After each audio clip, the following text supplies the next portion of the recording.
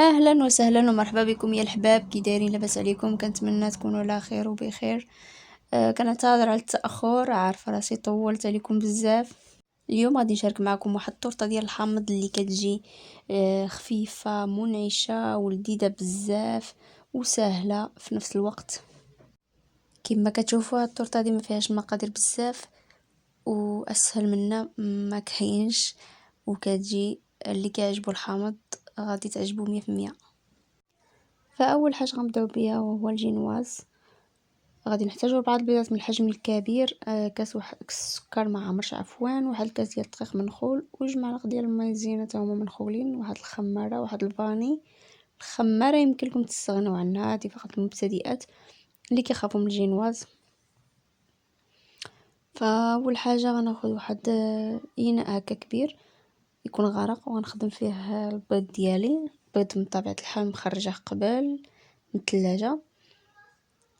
غادي ندير 4 البيضات ديالي، وغادي نضيف داك الكاس ديال السكر، وغادي نخدمهم مزيان حتى يترغوى لي الخليط ويولي بيض ويتضاعف الحجم ديالو. انا غادي نوريكم من بعد ما كيفاش غادي يولي الشكل ديالو.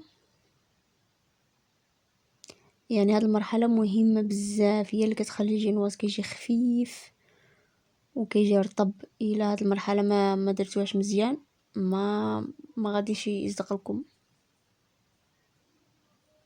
الخليط ديالنا كيصبح على هاد الشكل، كيتضاعف الحجم ديالو كما كتشوفوا، كيولي مرغوي. خدمته انا بالخلاط الكهربائي اسهل يعني والنتيجه افضل. هنا غادي نضيف له واحد الفاني ونخلطيه بشويه من الفوق للتحت عفوا، وغادي نضيف من بعد الخماره لداك الدقيق ديالنا والمايزينا ونغربل كلشي. وهذا هو الخليط ديالي بعد ما ضفت الدقيق والمايزينا وداك الخماره. كنخلطوه بشويه باش ما يزلناش هذاك البيض اللي خدمناه في الاول. وهنايا انا موجده المول ديالي اللي دهنته بالزبده ورشيته بالدقيق. مولها كان عندي داير، يمكن لكم تستخدموا مول يعني مستطيل ولا مربع كما بغيتوا. وانا هنايا الفران ديالي سخنته مسبقا، سخنته على 180. مني كندخل الكيك ديالي او الجينواز ديالي كنقص عليه شويه، كنقص كان 150 160 درجه، وما كياخدش معايا الوقت بزاف، يعني تقريبا في نص ساعه كيكون واجد يعني. وكيبقى على حسب الفران انا يعني كنبقى مراقباه. الجينواز ديالنا كما كتشوفوا هو ضاعف الحجم ديالو وجد خدا مني نص ساعه. وانتوما قلبوه تاكدوا بانه طاب. الجينواز ديالنا بعد ما برد قطعته. انا قطعته بموس ديال المنشار، يمكن لكم تقطعوه نتوما بخيط ولا بموس كبير كما بغيتو. انا هنا قطعته على جوج، نتوما يمكن لكم تقطعوا على 3. فانا غندير ديال طبقتين، طورطه ديال طبقتين. انا غندوزو نحضروا الكريمه. انا هنايا الكريمه غنستعمل غير نصف المقادير، لانه يلا كنت حضرت وحده اخرى وباقيه لي الكريمه ديال الحامض. ومنيش عجبتهم كلهم قلت اش ما نشاركش معكم، يعني سهله وبسيطه ماشي شي حاجه. فنحتاجوا البيضه، هي نورمالمون 2 بيضات وكاس ديال الحامض. انا هنا عندي نص فايت نص شويه لانه كيعجبني الحامض بزاف. والسكر كيبقى على حسب الذوق، هو يعني نورمالمون حتى الكاس ما عمرش ديال السكر، ولكن انا ما زيدش عليه حلوه بزاف، وبالاخص هنا حيت ديجا الكريمه فيها السكر، الجينواز فيه السكر، يعني الكريمه الحامض ما درتهاش حلوه بزاف، درت 3 المعالق ديال السكر. وغادي نضيف واحد المعلقه ديال المايزينا ما عامراش كبيره، وغادي نخلط هكا. من بعد غادي نضيف لهم الحامض، غنخلط كلشي بارد هكا، السكر مايزينا والبيضه ديالنا. ومن بعد غندير هادشي كله فوق النار، غنديرو فوق العافيه ما تكونش مجهده بزاف، ونحرك هكا ما نوقفش من التحراك حتى يتقلل الخليط او الكريمه ديالنا حتى تقال كما كتشوفوا. يعني كنخلط مزيان مزيان، نتاكد باللي ذوبت هذيك المايزينا مزيان باش ما تكورليش ولا. فكما كتشوفوا ما كنوقفش كاع من التحراك وما نغفلش عليها، كنحرك بحال هكا. وملي كنشوفها بدات كتقال كنقصوا البوطه، ملي كنشوف نتاكدوا بانه تقالت شويه صافي نطفيو البوطه في مره. وفاتك السخونيه غنضيفوا واحد المعلقه مع مرج ديال الزبده، يعني معلقه نص معلقه كبيره ديال الزبده. يعني نتوما الا ضعفتوا المقادير غديروا معلقه عامره ديال الزبده.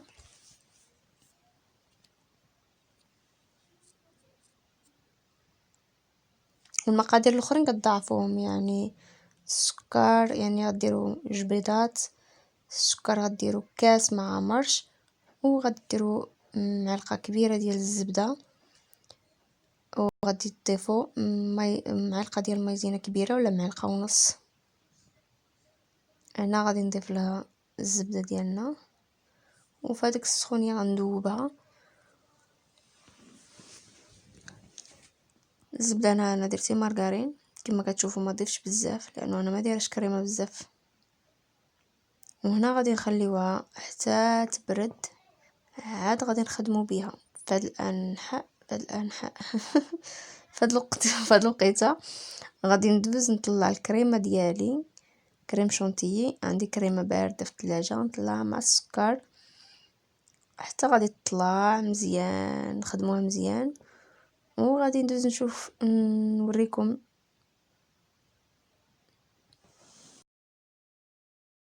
انا بعد ما طلعت كريم شونتيي ديالي هاي طالعه مزيان ثقيله، يعني كيولا متماسكه، ما عرفتش نقول لكم. وانا غنضيف لها الكريمه الحامض ديالي البارده، كنأكد لانه الا درتوها دافيه ولا سخونه غادي تذوب لكم الكريم شونتيي. فالكريم الحامض عندي بارد مخرجه من الثلاجه، ضفت معلقه هنا وكأنا ما عنديش كانتيات بزاف ديال الكريم شونتيي، عندي شويه. يعني الا كان عندكم طورطه كبيره خصكم تزيدوا شونتيي وتزيدوا الكريمه ديال الحامض. كنخلطوه بشويه. وهنايا غادي ندوزو نمونطيو بعد ما سقينا الجينواز ديالنا. ولكن هاد الجينواز هذا واخا ما تسقيوهاش كيجي رطب، انا هنايا صراحه ما سقيتوش وجا رطب. كلشي كيقول لي جا رطب بزاف، وما كلشي كيحسب راه سقيتو، انا ما سقيتوش. هنايا غادي ولكن نتوما لا تسقيوه يمكن لكم تسقيوه بالسيرو ديال الحامض، الماء، كاس الماء وكاس مع عمرتي السكر، خليوه يغلي وديروا فيه الحامض، نسموه بالحامض وسقيو الجينواز. وهنايا درت الطبقه الاولى، الطبقه الثانيه. وهنايا غادي نضيف الجناب عفوا درت لهم باش ما بغيتو زينوهم هكا اللوز مهرمش محمر ومهرمش ولا كاوكاو اللي حبيتو. وهنايا غادي نضيف طبقه اخيره كريمه ديال الحامض من الفوق، فكتجي كلها منسمه بالحامض، الشونتي فيه الحامض، كريمه من الفوق فيها الحامض، كتجي رائعه لذيذه بزاف. انا احسن طورطه كليتها هي هذه، ما كتقهمش وخفيفه، يعني كتجي هائله. كنحاول هذا انا هنايا مازال ما خديت الماتيريال، فكنحاول نقدها باش ما عندي. كما كتشوفوا الطورطه ديالي زينتها هكا تزيين خفيف بسيط، يمكن لكم تزينوا باش ما حبيتو. كنتمنى تجربوا هاد الطورطه وتكتبوا لي في التعليقات كيف جاتكم. فاهم حاجه من بعد ما تكملوها تخليوها واحد الليله تبات في الثلاجه هكا كتجي لذيذه بزاف. وكنقول لكم بسلامه حتى الفيديو اخر ان شاء الله.